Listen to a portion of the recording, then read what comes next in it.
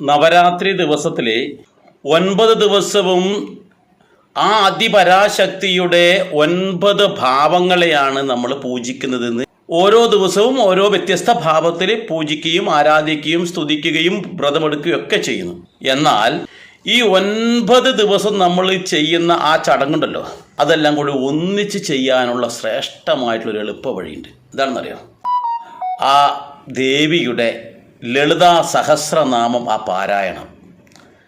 ആ ലളിതാ സഹസ്രനാമം നമ്മൾ എങ്ങനെ ചെയ്യുന്നത്? 1000 നാമങ്ങളല്ലേ.